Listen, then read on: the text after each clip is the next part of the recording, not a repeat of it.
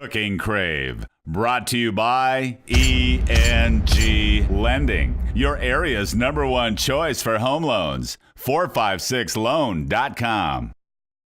Coming up on Cooking Crave, we have a family favorite of Salisbury steak and a submitted recipe with cranberry bread. That's all coming up next.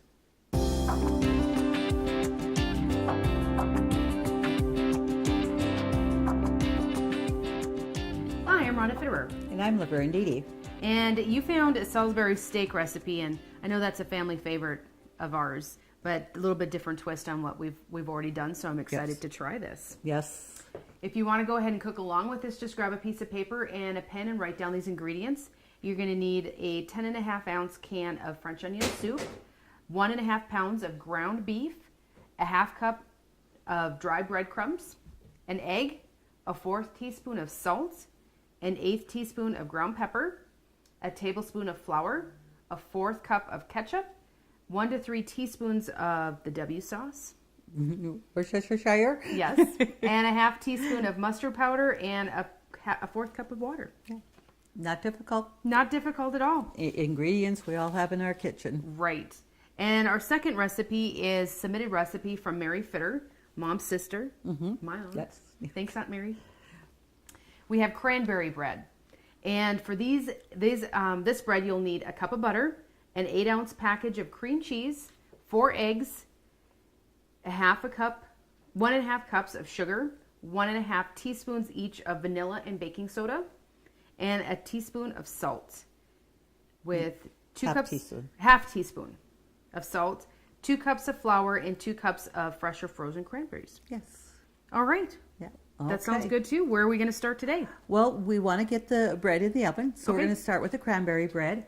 We did put the oven temperature to 350. Okay. Because that's what we're going to bake it at, and it says 60 to 70 minutes, so we got to get that going, and then we'll go to our Salisbury steak. All right. Okay. Sounds great. So we're going to come over here. What we want to do first is we're going to beat the cream cheese and the butter and the eggs until light and fluffy. Okay. And then we'll add the sugar and the other ingredients. So Okay. let's get started with that. I've got the cup of butter, and I had that out at room temperature and had got that softened, so Okay. it's easier to, beat that. And then a package of 8 ounce packages of cream cheese. Okay. And is that to be room temperature as well? Yeah, it's always going to be so much easier if you do have it at room temperature. Okay. So definitely I did do that. And does that cover eggs as well? And Mary actually did say if everything is at room temperature, the eggs and the butter and the cream cheese, it does beat easier and lighter, fluffier. So yes, Okay. I did take out my eggs this morning so that they would be at room temperature. Okay. And there's 4 eggs. So we're gonna get them opened, and I think I got a little shell here, and we don't want that in with the bread, so we're gonna take that out. There, that wasn't too difficult. That's why we crack them in a small bowl first. Right, easier to take it out of just a small bowl than the whole mix. And with the holiday season that we're going into, having your pumpkin breads, your cranberry breads and stuff, those are always just so awesome to have, and they make wonderful little gifts if you want to just give something to somebody. Is just make them in your smaller loaf pans. Sure. And this way you can take them out as gifts and Perfect. stuff. Everybody appreciates that. Anything that's homemade goes over well. Very much so. So we're going to just put this on low until I can get that blended up so it doesn't splash out and stuff. Then we will turn it up high and just go ahead and make sure that gets light and fluffy. So we just have eggs and butter right now. And the cream cheese. And cream cheese, okay. Correct. So, okay, that's blending well. So I'm going to turn that up, and we're going to want to get that light and fluffy. So it'll be just a few moments or a couple of minutes. Okay. And then we'll be back with our viewers so they don't have to listen to this the whole time. Sounds good. Well, we've got our egg, cream cheese, and butter mixture, light and fluffy. And as our viewers can see, it just gets a real light color of yellow, and so very fluffy. So that's going to make it good. So Okay. now we're going to add the 1.5 cups sugar. And I'm going to add my vanilla right away too. And that's about 1.5 teaspoons of vanilla. Okay. So that's my great way of measuring there. So we'll just get that mixed. And so that's all our liquid ingredients that we're going to have. Okay. And from there, we're going to have 1.5 teaspoons of baking soda, like we said, and 1/2 teaspoon of salt. And I am going to make the mini loaves, and it should bake a little bit quicker too. So we want to make sure we spray our pan really well, which you did. Okay.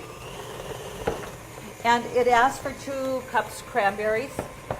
They can be fresh or frozen. Okay. And because this time of year we can find the fresh, that's what I have. And they were pretty good size cranberries, so I made sure I chopped them because, you know, if you had them whole, you could just probably have a couple of them clumped together, just whatever. This way your whole bread has nice cranberry flavoring and stuff there. So. Do you have to worry, like when you chop fresh ones, that there's going to be any excess water, or is that more with the frozen that you would want to drain it if you chopped them? The frozen might be that way, but not the fresh. Make sure you wash them well, and then, you know, like I say, I always pick through them, make sure they're all good, and then I just chopped them, so that was good. So now, as we can see, our mixture with the sugar in there is getting really light and fluffy again. So we're going to lift that up there, and we're going to have 2 cups of flour. Okay. So we'll put that in, and just 1/2 teaspoon of salt. There. And with cakes, breads, I definitely try to be definitely more accurate with like salt and soda or baking soda, whatever you know you have. So. Okay. And this is baking soda, not baking powder. So we want the bread to rise. So that's 1.5 teaspoons of baking soda. Okay. And we'll just turn that on slowly to get that going there. Still goes up a little bit. It still does a little bit. It's not cooking if you don't get a little dirty. Yes. Well, isn't there that commercial? You're supposed to have flour all over you, so like you were working really hard. Right. So let's just get that blended. And as soon as that's blended, then I'm going to just take the beater out, and we'll just mix our cranberries in there, and I'll stir with the spatula. Okay. Once we got this mixed well.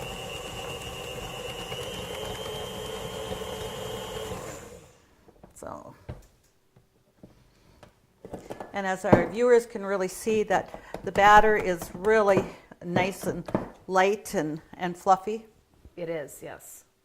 And I've heard some really great reviews with this bread, and that you know, there's been people that have definitely asked Mary for the recipe. Okay. And it's been one of their favorites. So Now, I mean, it's a pretty basic dough recipe. Would there be any reason that you couldn't substitute different, instead of cranberry, you could put in something different like blueberries or you know, raspberries or something like that? That's pretty much, I don't think there would be a problem with that at all. It Okay. would be easy to do that and stuff. So You wouldn't have to change the base part Right. of the dough at all. yeah, and we're just adding cranberries, and I think if you wanted nuts in there, you could easily do that. Sure. Or whatever, but you know, definitely use your imagination, mix it up.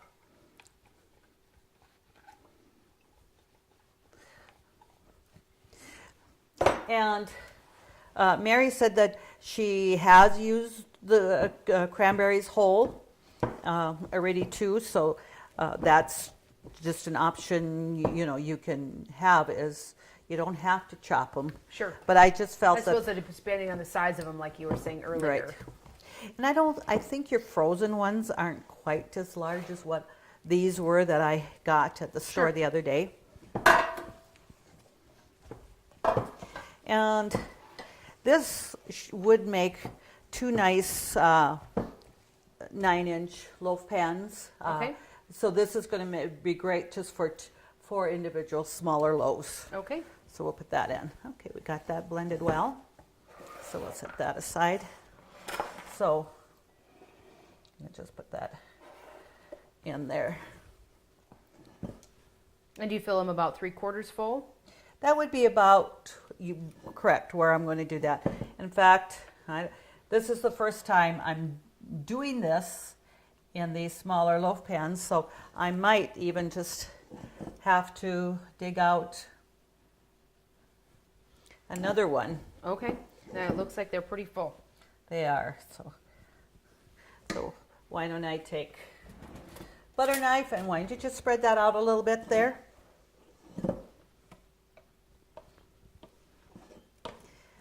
And while you're doing this, I'm just going to go into my cupboard and get another loaf pan to put that in, okay? Okay.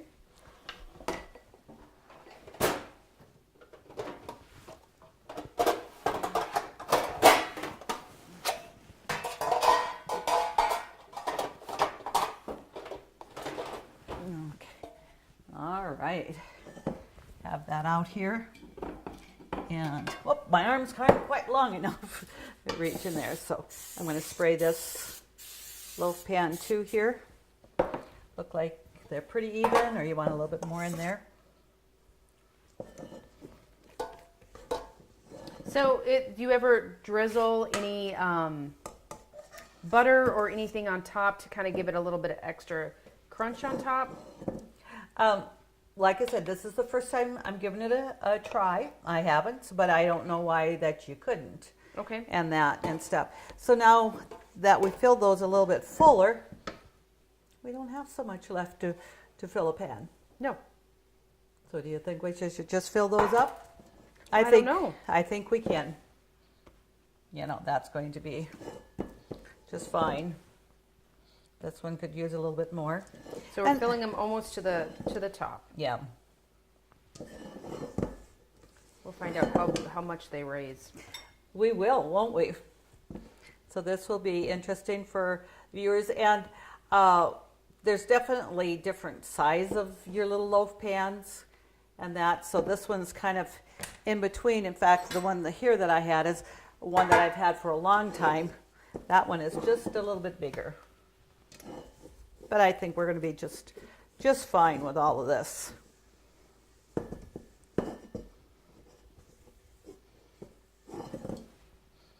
Where would you like that? That right there? Yep. Okay. That looks great, and then we'll get that in the oven. And like I say, it says, 60 minutes to 70 minutes. So we will put it for the hour. Okay. Then we'll check it. And again, because like I said, we have the mini loaves, it might only take that hour instead of the 70 minutes. So let's put that in there. Okay. Set that back, and now we're just going to set the timer for that. Okay. As long as I'm here, I'm just going to put this pan on very low just to start heating that up a little bit and that, but we don't want to get it too hot. I've had that experience already. Don't want to set up any alarms. That's right. Okay. So we're going to start with 1.5 pounds of, I've got a pretty lean hamburger here. Okay. We're going to put an egg in here. And then I'm going to put that in there. And your 10-ounce can of French onion, you're going to put about 1/3 in here. Okay. To mix with the hamburger. So I'm going to just add that there. And then we're going to do our dry breadcrumbs. Okay. And also our pepper and salt. I just measured it out and put it in here together. So Okay. we're going to have there. And then we're going to have those dry breadcrumbs. And I'm going to just mix that up here quickly, and then I'll put the hamburger in there.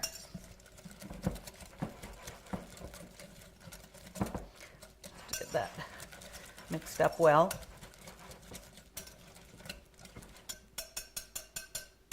I'll set that aside. And now we're add the hamburger. Okay. And we're going to shape them into about six loaves, little individual ones to brown. Okay. And you can make them to any size that you want. If you want them a little bit bigger, or if maybe there's a few more in the family, you might want to do a few smaller ones. Okay. So definitely don't want to add, put the patties back on here, the hamburger mixture with the raw hamburger plate. So make sure you have a clean plate again. Okay. And we'll just shape them and then we'll put them on here before we put them in the pan. And like I said, I did use 93% lean. So in our fry pan, I'm going to just put a little bit of shortening in there, or I should say like Pam's spray. Cooking spray. Yeah, cooking spray. So we have that mixed here. Okay, I don't know if you want to get your hands messy too, but we're just going to, I'm in here, and we're going to make them, kind of shape them into little loaf pans, and not too thick. And we'll kind of see where we're at.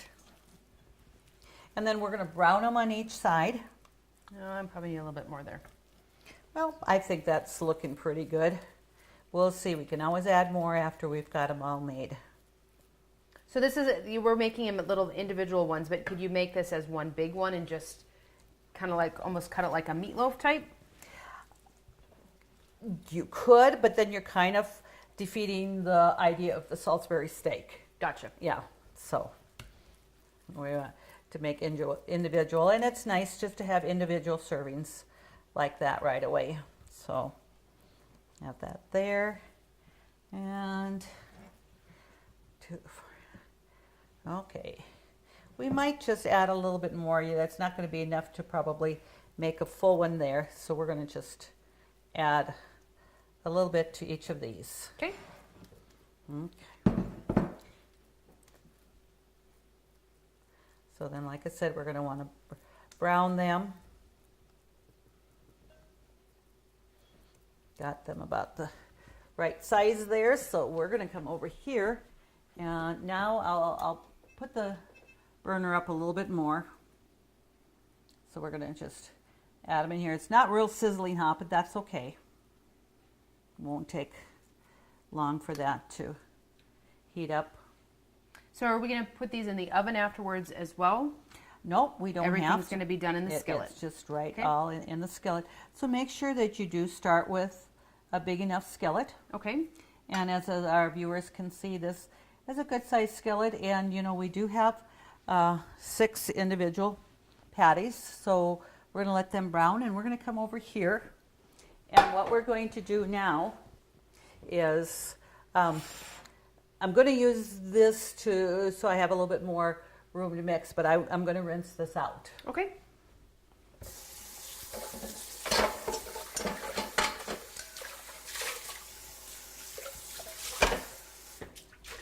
You know, like most everything, you want to make sure that you don't, but we're not adding raw and cooked together. We're just going to mix this up, but Sure. It's still safer to do that. So we're going to put the rest of our onion soup mix in here. Okay. And that's going to be making that little bit of a gravy. Sure. And we got a tablespoon of flour just for a little bit thickening. And we're going to put that in here and just make sure that flour is blended. We can just get this ready, and then we can go over there and see how our hamburger is browning. Okay. So we have the rest of the onion soup, the tablespoon of flour, and then we're going to add a 4th cup of water. Okay. And it says like about a teaspoon of mustard, the Okay. dried mustard, so we're going to add that. So that adds a little spice to it, doesn't it? It does. It adds a little bit of a kick. And then we have our ketchup here, and that was a 1/4 cup. And we're also going to, it says 1 to 3 teaspoons of the Worcestershire sauce. I don't know if that come out right, but I think our viewers got the idea of what I'm talking about. So what I'm going to do is I'm going to probably go with 2 of them. Okay. We'll just go right in that middle there. There we go. And just blend that up. And so that's going to be ready to put on the Salisbury steaks once they're browned. Okay. So we have our pepper and salt in there, and everything's going to be ready to go. So we're going to just go back over to the stove here, and we can bring that with. Okay. And it'll be just a little bit yet too before that, because we want to brown them on both sides. And as we look there, they're getting pretty brown on that one side, but we will let it go just a little bit longer. So it cooks all the way through. Right. And once you have them cooked, if you're using probably hamburger that's not as lean and you're getting some excess grease in there, make sure you drain that off. Okay. You know, you don't need that in there and stuff, but they're browning nice. I think what we can do is definitely just turn them over. And it doesn't take too long for them to cook because they're not, you know, real Not heavy. big. So we're going to get that, them turn around here. So we're going to let them brown for a couple more minutes, and then we'll be back with our viewers, and then we'll finish up the process. Sounds great. Country Rose Cafe on East Villard is open for breakfast and lunch 7 days a week. Enjoy daily homemade specials, caramel and cinnamon rolls, several different kinds of homemade pies made fresh every day. Country Rose Cafe is also famous for homemade soup, including their ever-popular Nefla served every Tuesday. While you're in, make sure to pick up your Channel 18 Cooking Crave recipes and like us on Facebook for different specials and announcements. Country Rose Cafe, the way a cafe should be, located at 837 East Villard in Dickinson. Okay, our Salisbury steak we've got browned very nicely on both sides. I did turn the heat down a little bit because what we're going to do now is add our sauce over this. Okay. And there isn't any excess grease in this at all, so we don't have to drain anything.